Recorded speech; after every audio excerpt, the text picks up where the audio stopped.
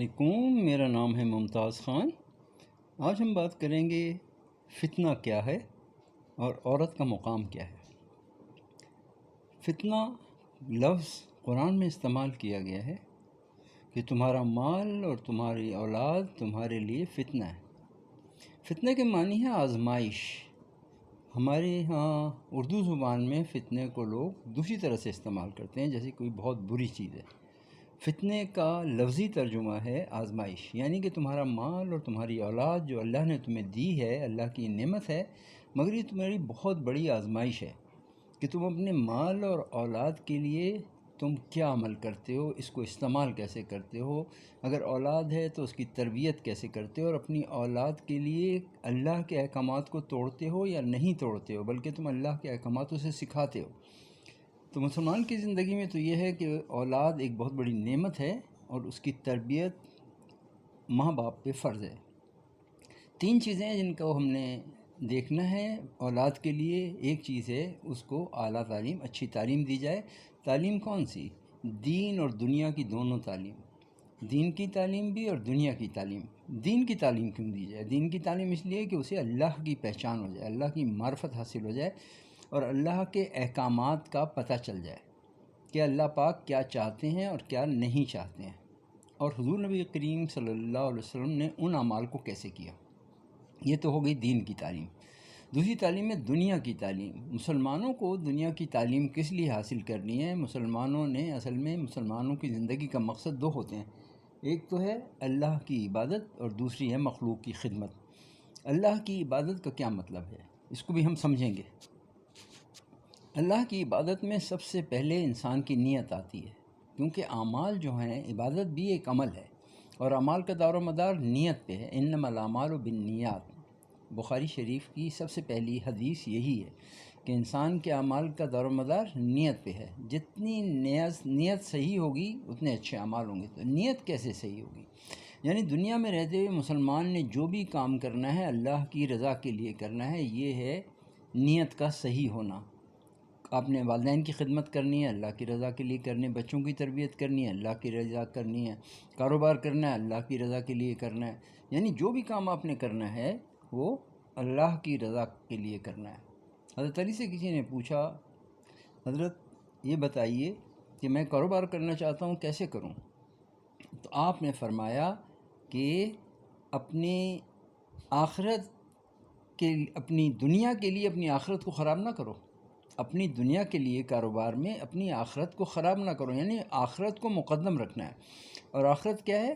جو بھی کام کرنا ہے اللہ کی رضا کے لیے کرنا ہے، جو اللہ کے احکامات ہیں ان کے مطابق زندگی گزارنی ہے، تو اس سے ہماری آخرت بنے گی۔ اگر اپنی مرضی کی زندگی گزاریں گے تو ہماری زندگی خراب ہو جائے گی، بگڑ جائے گی، دنیا آخرت دونوں میں ناکامی ہو جائے گی۔ تو بات ہو رہی تھی فتنے کی۔ تو فتنہ کیا ہے؟ فتنہ ہے آزمائش۔ تو انسان کی آزمائش اس کی اولاد اور اس کا مال ہے کہ مال اللہ نے دیا، اب اس مال کو ہم کہاں خرچ کرتے ہیں۔ اللہ پاک نے قرآن کے دوسرے صفحے پہ تقوی والے لوگ یعنی متقیوں کے بارے میں بتایا کہ وہ مال اللہ کے راستے میں خرچ کرتے ہیں۔ مما رزقناہم ينفقون، جو مال ہم نے دیا ہے اس کو خرچ کرتے ہیں۔ کہاں خرچ ہیں؟ اللہ کے راستے میں۔ اللہ کے راستے میں خرچ کرنے کا کیا مطلب ہے؟ انسانوں کی فلاح و بہبود کے لیے خرچ کرتے ہیں۔ ہمیں پتہ ہے دنیا میں لوگ جو ہیں کتنی بھوک ہے، کتنی پریشانیاں ہیں، لوگوں کو کھانے کے لیے نہیں ہے۔ تو ہم نے کیا کرنا ہے کہ اللہ کے حکموں پہ چلتے ہوئے ہم نے اللہ کے احکامات کو بجا لاتے ہوئے زندگی کو گزارنا ہے۔ تو فتنہ ہم سمجھ چکے کہ فتنہ آزمائش ہے۔ مال اور دولت یہ بھی آزمائش ہے، اللہ نے فرمایا۔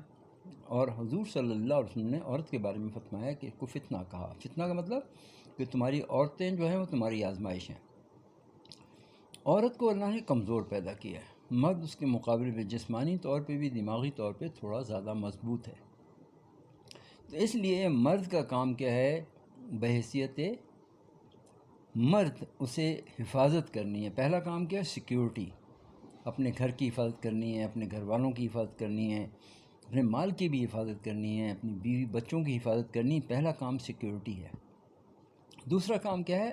ان سب کی خدمت، یعنی کہ والدین، ماں کی خدمت۔ ماں کی خدمت کا بہت بڑا درجہ، یعنی کہ ماں کا تو 3 دفعہ ایک صحابی جا رہے تھے جہاد کے لیے، تو آپ صلی اللہ علیہ وسلم سے پوچھا میں جہاد پہ جاؤں، تو آپ نے آپ تو جانتے تھے، آپ نے پوچھا آپ کی والدہ ہیں؟ انہوں نے کہا ہیں۔ آپ جانتے تھے کہ ان کی والدہ جو ہے وہ بیمار ماں اور بہت بوڑھی ہیں، تو کہا نہیں آپ جہاد پہ نہیں جائیں، والدہ کی خدمت کریں۔ تو تینوں دفعہ پوچھا، تینوں دفعہ کہا کہ والدہ کی خدمت کریں، کیونکہ آپ جانتے تھے کہ ان کو والدہ کو کتنی ان کی ضرورت ہے۔ حضرت اویس قرنی رحمۃ اللہ علیہ جو حضور نبی کریم صلی اللہ علیہ وسلم سے انتہائی محبت کرتے تھے، بہت محبت کرتے تھے، مگر ملنے کے لیے نہیں آ سکے۔ صحابی کا درجہ نہیں ملا، مگر اللہ کے نزدیک تو بہت بڑا درجہ ہے، کیونکہ اللہ اور اس کے رسول کی محبت تھی آپ کے دل میں۔ تو آپ ملنے کیوں نہیں آئے؟ اس کی وجہ تھی ان کی والدہ ضعیف تھیں، پہاڑ پہ رہتے تھے، بکریاں چراتے تھے اور اپنی والدہ کی خدمت کرتے تھے۔ اپنی والدہ کی خدمت کی وجہ سے حضور سے بے انتہا محبت ہونے کے باوجود حضور سے ملنے نہیں آ سکے، یعنی کہ انہوں نے حضور کے حکم کو پہلے رکھا، اللہ کے حکم کو پہلے رکھا کہ والدہ کی خدمت کرو، اس کو پہلے رکھا اور اپنی محبت کو اس کے نیچے کر دیا، یعنی کہ والدہ کی خدمت، اللہ کا حکم، نبی کریم صلی اللہ علیہ وسلم کا حکم، اس کو پورا کیا، اور ان کی اپنی والدہ کی خدمت کی وجہ سے حضور سے ملنے نہیں آ سکے۔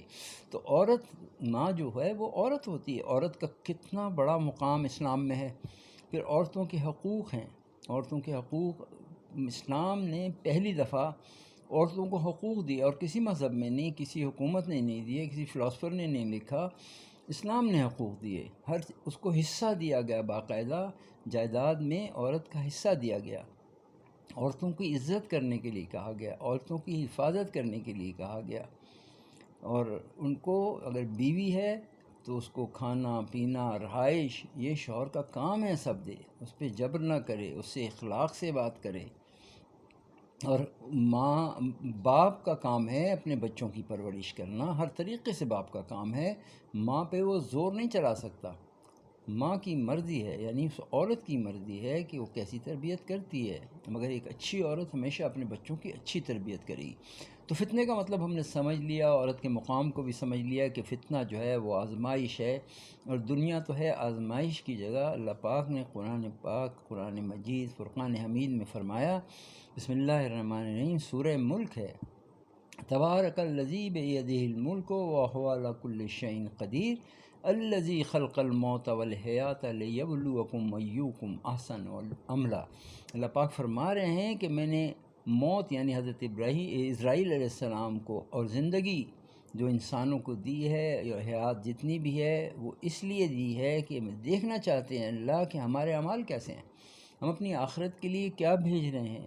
تو اللہ پاک نے قرآن میں فرما دیا کہ دنیا میں رہتے ہوئے اصل کیا ہے، انسان کے اعمال ہیں۔